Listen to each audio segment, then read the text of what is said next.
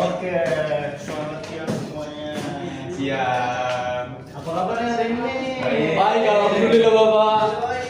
Bapak gimana kabarnya? Sebelum kita masuk pelajaran, kita kita Berdoa. berdoa dulu boleh. Ayo, siapa yang memimpin? Saya Pak. Pimpin, ayo. Boleh. Mari kawan-kawan sebelum kita memulai pelajaran, alangkah baiknya kita memulai pelajaran dengan berdoa terlebih dahulu dengan saya masing-masing. Berdoa mulai. Selesai.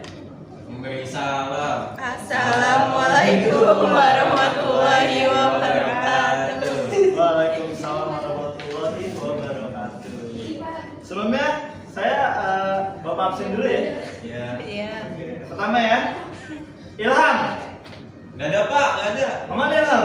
Nggak Ada gigi, Pak. Nggak ada kabar Pak. Ajis. Ayo Ajis. Habis cabut pak, cabut gigi. Yang nggak masuk siapa aja deh? Itu aja deh. Ini pada nggak masuk sih. Oji yang masuk. Ilham, Ajis, Rizka. Coba. Sakit. Habis aku takut. Mancing Pak, mancing Pak. Ada kamar. Habis pak. Astagfirullahaladzim. Oke, berarti ada 5 orang yang nggak masuk ya? Iya. Oke. Baik, sudah kami kisahkan namanya. Sebelumnya kita ngobrol-ngobrol dikit dulu, oke? Boleh. Boleh apa pelajarannya Pak? Langsung belajar. Belajar Pak, belajar. Ini karena jamnya kan kita habis jam zuhur ya. Apalagi baca sejarah kan? Ngantuk Pak, ngantuk. Nah, itu jam-jam awal bukan jam. Yang ini terakhir kan? Apa? Ini tidur aja Pak. Jangan dong, nggak boleh. Emang kalau belajar sejarah tuh enaknya buat Tidur. Jangan, itu nggak benar, contohnya nggak benar ya. Oke, pada kesempatan hari ini kita akan belajar historiografi sejarah. Sebelumnya kita kan telah belajar pengantar ilmu sejarah. Kita udah mengenal pengertian sejarah, apa itu sumber-sumbernya, ya kan, pokoknya narasumbernya tuh kita udah belajar. Sekarang kita masuk ke historiografi sejarah dalam penulisannya. Ada yang tahu nggak historiografi sejarah itu apa? Jadi saya ngomong tuh. Gak tahu ya, nggak tahu. Tahu.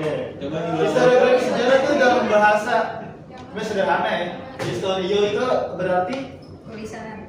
salah dong. Historio mas tulisan historio. Sejarah. Histori sejarah kan. Histori sejarah, grafi itu tulisan. Tulisan. Sederhananya historiografi sejarah adalah tulisan sejarah. Gitu. Baru tahu saya Pak. Udah pasti itu nih. Nah, tadi kan secara sederhana ya. Kemudian apa sih itu? Secara lebih apa ya? Lebih ilmuwan. Apa lebih? Nah, menurut Louis Gottschalk, apa siapa? Louis Gottschalk itu ilmuwan Dari mana tuh Pak? Dari mana Pak? dari Eropa deh. Jackson. Dia dari Eropa. Nah, beliau berkata bahwa historiografi sejarah ini merupakan publikasi lisan maupun tulisan mengenai peristiwa-peristiwa yang ada di masa lampau yang udah terjadi. Kalau belum terjadi kan Masa depan. nggak mungkin ya. Kemudian kita masuk ke dalam jenis-jenisnya. Yang pertama, historiografi sejarah itu ada jenis yang pertama nih. Yang pertama ada tradisional. Nah, tradisional ini tentunya di dalam penulisan sejarah ini itu banyak sekali ditemui anakronisme, yang mana ceritanya panjang, akan tapi latar tempat dan waktunya tersebut kurang diperhatikan. Oke. Di dalam historiografi sejarah tradisional itu bersifat istana sentris. Ada yang tahu nggak maksud istana sentris? Tahu Pak. Apa itu Pak? Ya, pokoknya segala cerita semuanya membanggakan terpusat pada istana kerajaan. Betul. Nah, di dalam itu yang nulis adalah penulis penyair dari kerajaan. Lah. Jadi berarti tangan-tangan dari kerajaan juga. Jadi karena orang-orang biasa pengen belajar gitu kan, kerja kan. Nah, kemudian historiografi tradisional pun untuk di Indonesia sendiri itu dibagi dalam 2 masa. yang pertama masanya ada di masa Hindu Buddha. Oke. Oke. Timelinenya sekitar abad 14. Iya serius, abad 14 kamu cari aja. Oke. Abad di dalam 14 ya. Nah kemudian di dalam masa yang Buddha ini menceritakan ya basic-basic aja gitu. Mereka semua menceritakan tentang kehebatan raja-rajanya. Kita mungkin sering disajikan film-film tentang kerajaan-kerajaan Hindu-Buddha yang menceritakan tentang raja saya kuat, raja saya bisa terbang, raja saya bisa ngalahin naga, ya kan? Nah itu merupakan sebuah historiografi sejarah Hindu-Buddha yang berfungsi sebagai menunjukkan bahwa raja saya lebih hebat, raja saya sama kamu beda, ya kan? Kemudian, nah kita bergerak lagi ke arah masa Islam. Nah masa Islam ini, di masa Islam Indonesia ini sebetulnya agak berbeda sedikit ya. Kalau yang tadi membanggakan rajanya, kalau di masa Islam ya kita sudah semua tahu lah kalau kita hidup di Indonesia membanggakan golongannya, oke? Paham nggak sampai sini? Kita sering lihat lah ya bahwa sesama Islam pun kita masih suka membenar-benarkan golongan kita sendiri, oke? Dan menyalah-menyalahkan golongan yang lain, apalagi beda agama kan? Seperti itu. Nah itu juga termasuk di dalam historiografi tradisional di zaman dulu. Gitu. Oke. Nah kita bisa melihat nih contoh-contohnya. Contoh-contohnya pertama ada Babatana Jawi. Terus yang kedua ada Kitab Negara Pustagama, Hikayat Aceh, Babat Dianti. Nah, dari dua yang di atas ini Babatana Jawi dan Kitab Negara Pustagama ini ada merupakan contoh historiografi tradisional pada masa Hindu-Buddha. Yang mana yang membawa itu Hikayat Aceh dan Dianti itu adalah contoh historiografi sejarah masa Islam. Menggunakan yang tradisional dong. Iya. Nah, yang kedua jenisnya ada historiografi kolonial. Ada yang tahu kalau sering kita ngomongin kolonial tuh biasanya ngebahas tentang apa sih? Eropa sentris, semua sudut pandang dari orang Eropa, orang bule ya. Orang bule. Jadi tentang orang bule melihat Indonesia tuh gimana, ya kan? Mereka semua mencatat tuh. Pertama kali mereka menginjakan kaki ke Indonesia tahun berapa, mereka melihat masyarakat Indonesia itu seperti apa, bentuk mukanya, perilakunya, kebiasaannya, kesehariannya, pokoknya dicatat semua di dalam buku. Nah, salah satunya dalam bukunya tersebut ada karya Thomas Raffles, itu History of Java. Di History of Java ini diceritakan tentang sejarah Jawa gitu, tapi dari sudut pandang orang Eropa. Itulah. Nah, kemudian ada historiografi nasional. Kalau tadi kita bahas historiografi kolonial dari sudut pandang orang Eropa, sekarang kita membahas ini dari sudut pandang nasional. Yang berfungsi untuk sebagai apa? Untuk membakar semangat bangsa kita, bangsa Indonesia, dalam menceritakan segala jenis sejarah-sejarah yang ada gitu. Nah kan dari sudut pandang Indonesia. Nah salah satu tokohnya siapa?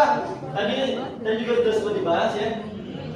Ya ini adalah karyanya Muhammad Yamin yang berjudul Gajah Mada. Nah kalau kita pernah lihat tuh di Instagram mungkin ya tentang visualisasi tentang mukanya Gajah Mada tuh kalau dilihat kan bentuk mukanya kayak Muhammad Yamin, ya kan? Nah, sebetulnya kalau bentuk dari historiografi nasional yang sangat bias seperti itu. Yang gunanya bahwa dulu kita punya pemimpin seorang Gajah Mada yang sangat perkasa, gitu, sangat kuat dan sangat pokoknya gak mungkin lah raja tuh divisualisasinya kurus badannya pasti gemuk gitu. Nah, kan tapi Muhammad Yamin ini memvisualisasikannya sangat akurat sampai mirip mukanya dia sendiri gitu. Nah, mana historiografi modern? Nah, historiografi modern ini merupakan historiografi yang sudah sangat ilmiah. Yang mana historiografi modern ini hadir untuk mengkritik atas historiografi sebelumnya yang dikenal akan biasnya dan juga akan anakronismenya. Anakronismenya yang tadi saya bilang tidak ditemukan latar waktu atau ada kecacatan lah di dalamnya gitu. Misalnya, nah salah satu karyanya ini nih, Golongan tentang di Banten sama kapan? Satono Pato Dirjo. Dia juga terkenal menulis buku pelajaran lah. Nah kemudian kalau kita ngomongin historiografi sejarah, kita akan belajar sedikit mengenai langkah-langkah bagaimana sih menjadi seorang sejarawan, bagaimana sih kita menulis sejarah. Yang pertama kalau kita pengen ngebahas suatu topik kan, suatu bahasa gitu, paling kita cari dulu pengen ngomongin apa sih, ya kan? Pertama kita harus pilih topik dulu, topik apa nih yang enak dibahas, ya kan? Habis kita pilih topik, masuknya pada heuristik. Kita kumpulin dulu sumbernya yang dapat dipercaya, ya kan? Kita ambil dulu sumber yang dapat percaya topik tersebut dari A, B, C, D. Kalau semisal di dalam sejarah itu dari buku A dan buku B, buku C itu bisa ceritanya bisa berbeda gitu, ya kan? Bisa berbeda kan? Kita nanti akan mengkritik lagi gitu di heuristik ini. Gitu ya Pak. Nah, kemudian ada interpretasi. Interpretasi adalah penafsiran. Setelah kita mendapatkan sumber yang layak, yang cocok dalam pembahasan kita tadi, kita mulai untuk menafsirkannya. Oke, dalam tentunya bahasa kita sendiri. Karena kalau kita ke default, jatuhnya kita J plus G plus. Nah, kita copy paste, kita nggak boleh itu begitu, oke? Oke Pak. Kemudian dari serangkaian yang telah kita lakukan tersebut, barulah terjadi yang namanya Historiografi. Semua gua tepuk tangan sedikit. Oke, kalau sudah pintar semuanya, alangkah baiknya saya akan memberikan sedikit kecil-kecilan ya.